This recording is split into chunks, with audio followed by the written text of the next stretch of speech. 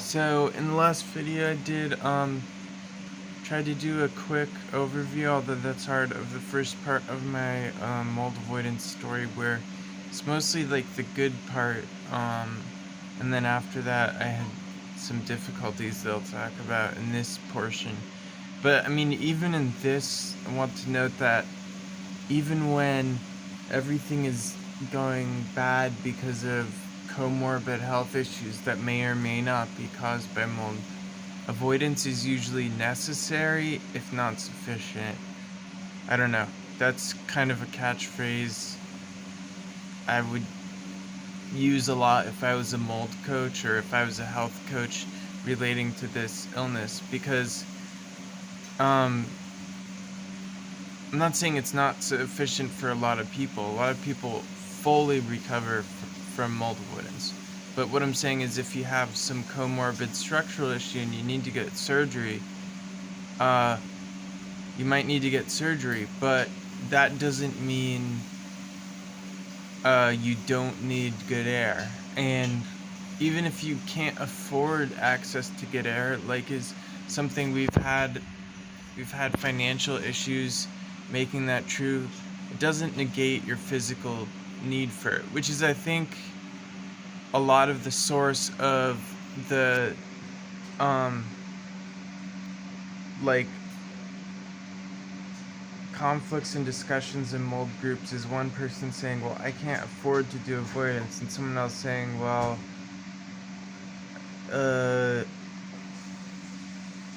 you need to do avoidance. And it's like, well, both things could be true. It could be true that people totally can't afford it, and yet it doesn't negate it as a legitimate health need.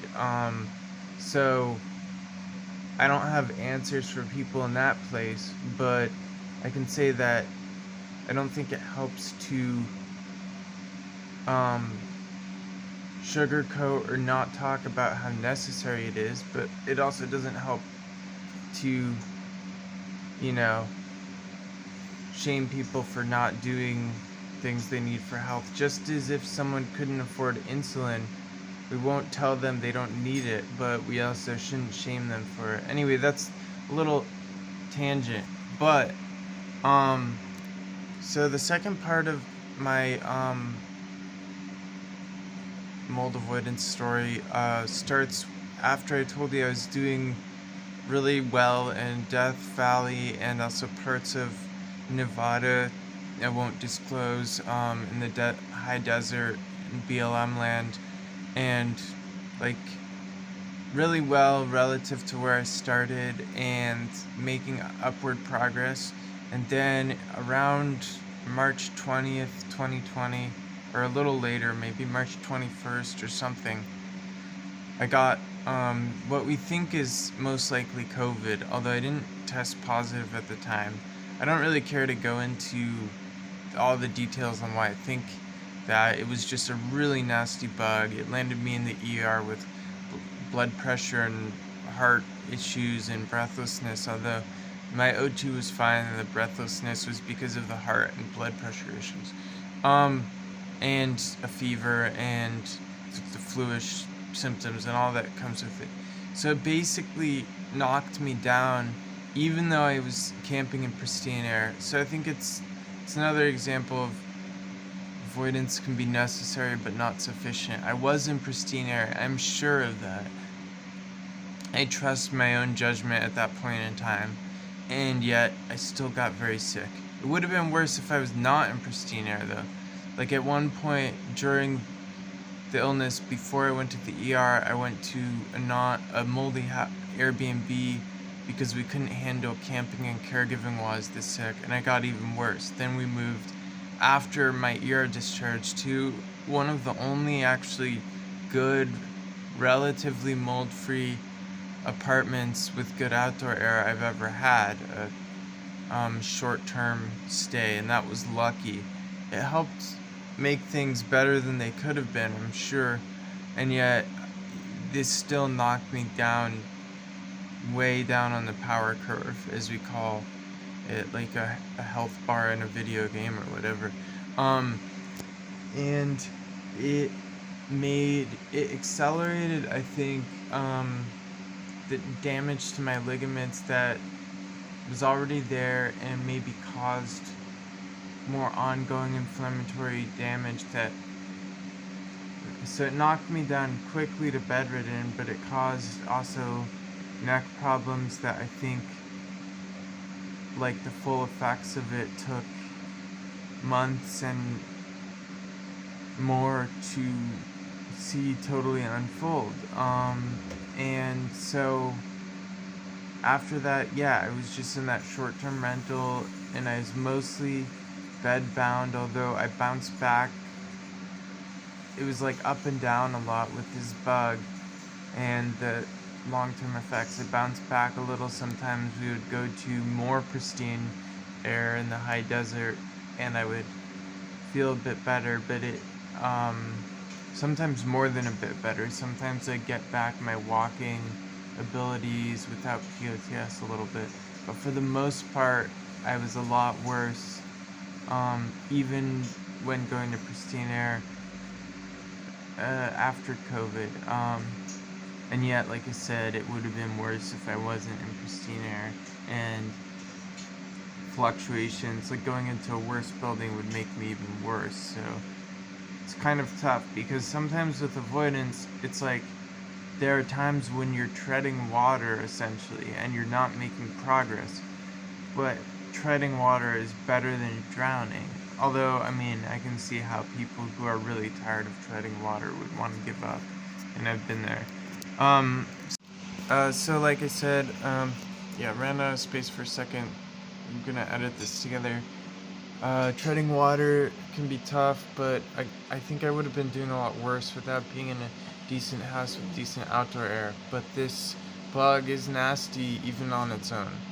And especially for someone whose connective tissue was already kind of hanging by a thread. Like I mentioned earlier, while I was doing mold avoidance, I didn't expect it to heal my craniocervical instability. I was doing this in a collar. All the times I said I was able to walk, I was still walking with the collar.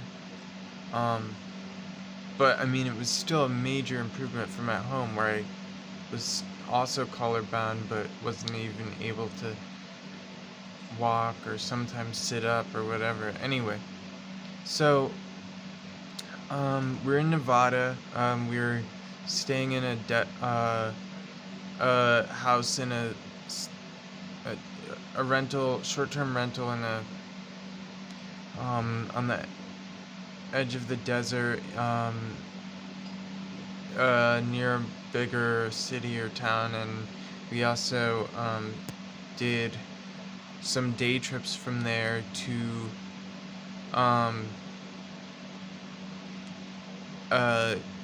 more pristine wilderness areas, and that helped me often, but my neck was still getting worse. At one point,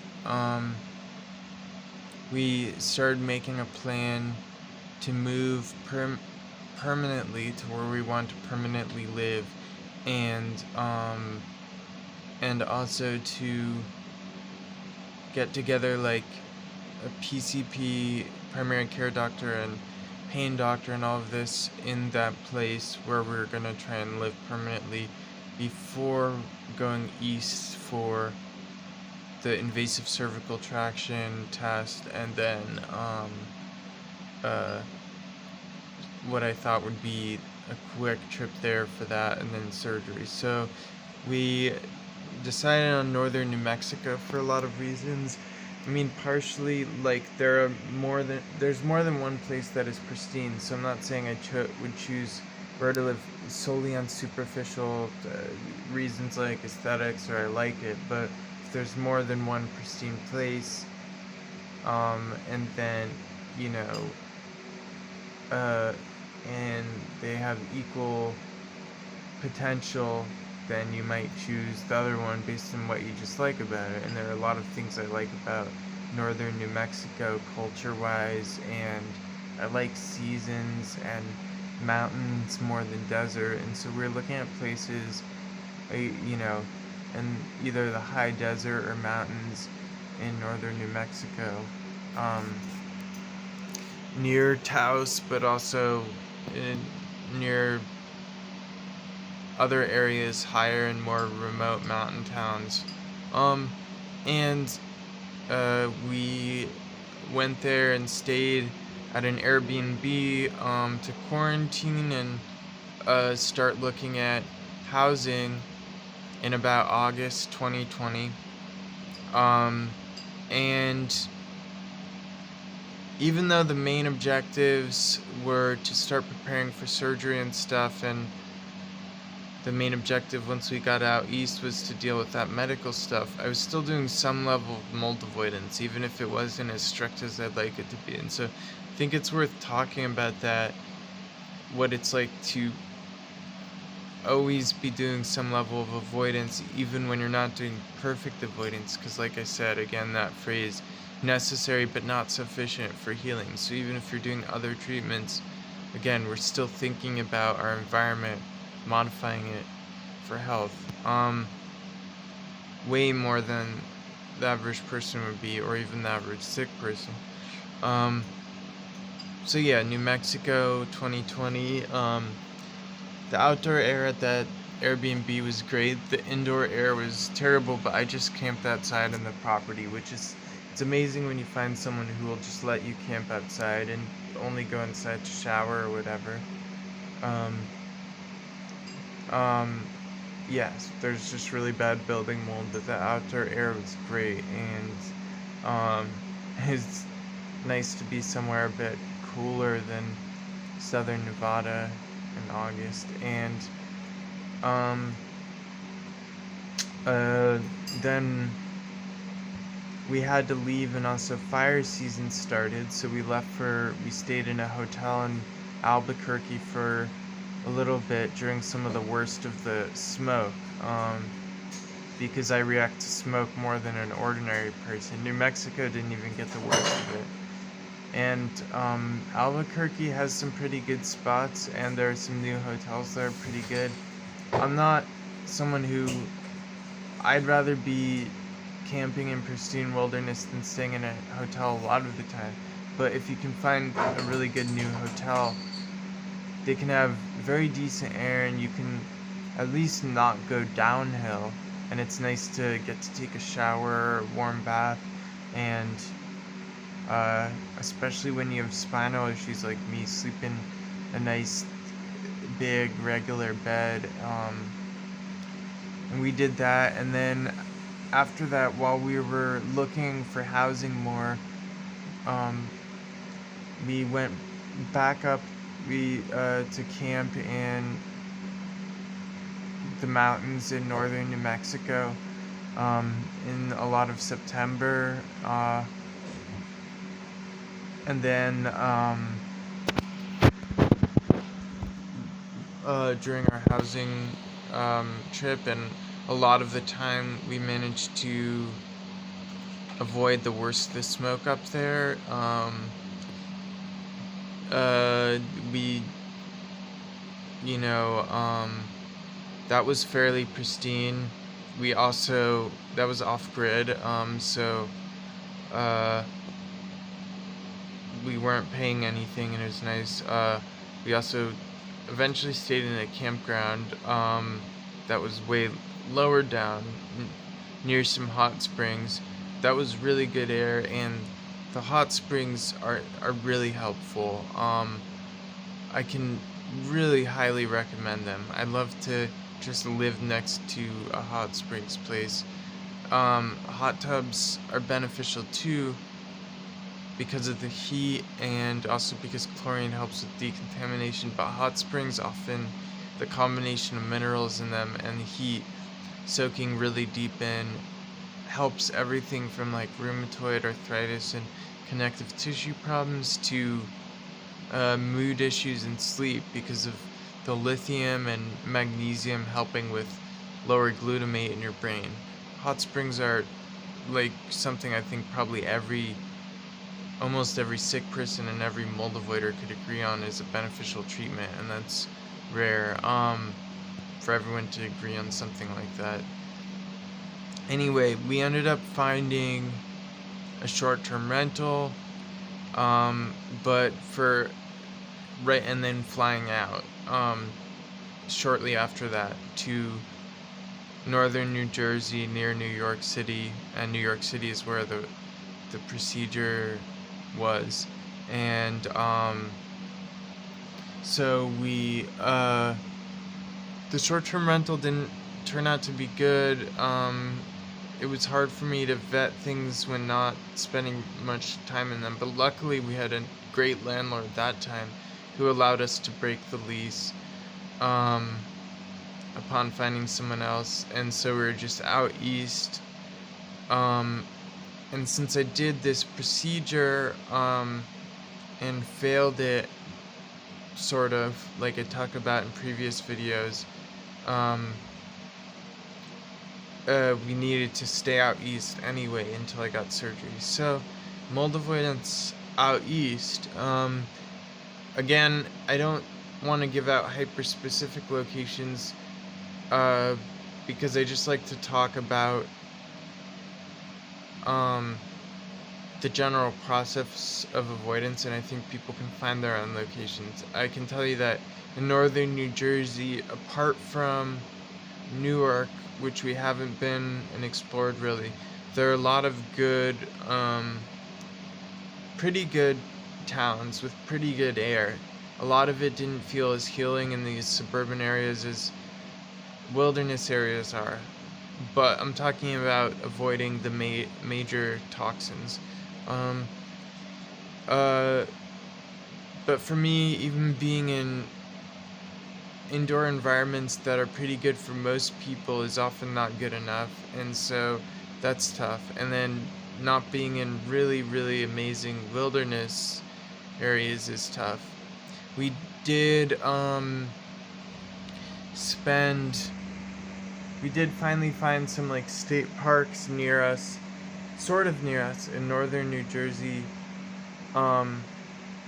that I think were more actively healing and better than the town we were staying in. And so we tried to go to those a decent amount. And then I said I wouldn't talk that much about locations, but this is just such a huge area that I'm fine with talking about it. The Pine Barrens in southern New Jersey is something that I don't think many mold avoiders have talked about or put on the map, and we tried those even though it's pretty far away from us,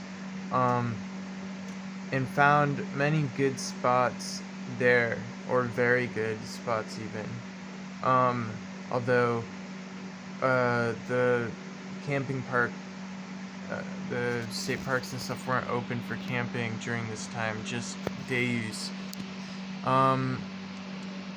Anyway, so, you know, during all this time I had tons of medical appointments that were wearing me out, and so sometimes we would just, in between appointments, go somewhere further away, like the Pine Barrens, or, and then, we would go to New York City and Long Island for some of the medical appointments,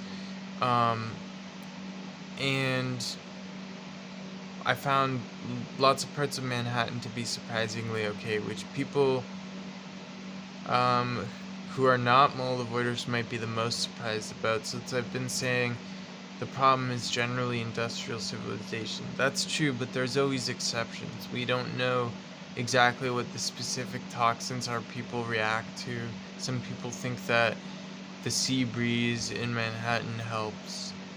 Some people think the fact that it has conventional pollution but isn't as associated with the tech industry as the places that are the worst, like San Francisco and Berkeley and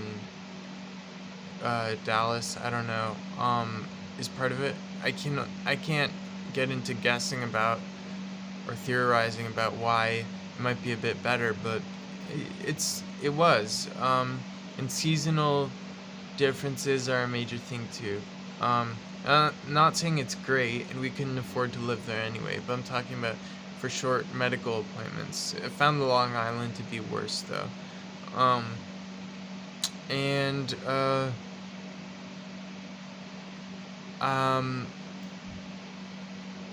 I also then had to go to appointment with a neurosurgeon in South Carolina. That was very difficult, um, just staying down there at all. We thought that some of the more wild and remote areas, like some of the sea islands near Charleston, might be better than Charleston itself, but we found, I found them especially uh, difficult unless you're right on the beach. The toxins, it seemed to be a case of not just, you know, intermittent plumes or clouds, but like a whole area that was mostly bad in the low country. And I could be wrong about that. There could be good spots and some, but I only got relief when I was literally right on the beach. And I mean, by on the beach, I mean like 50 feet from the water, not like, within a mile of the beach. So, that was really tough. Charleston was really punishing and very tough air, even in a suburb that maybe was a bit better than the downtown area. Anyway, so that was bad, but I don't think it's because of the humidity, because then after that we went to an area I really like in mid Appalachia in West Virginia, that is similarly humid, but very, very good for a few days. But then I had to go back to northern New Jersey for more medical appointments, where we still are. So, that's just roughly it. I have had a way rougher time since COVID. My CCI, craniocervical instability, has been a lot worse. I had another invasive procedure, which this time I passed, offering me surgery, but recently, but that was really devastating to me physically. And so I've had to deal with the comorbid health issues that have been acting up, especially since getting COVID. But we still did avoidance. So despite things going downhill and getting worse, we still found avoidance to be necessary, if not sufficient. So I want to talk about that a bit. So that's basically the second part of my story, most of it.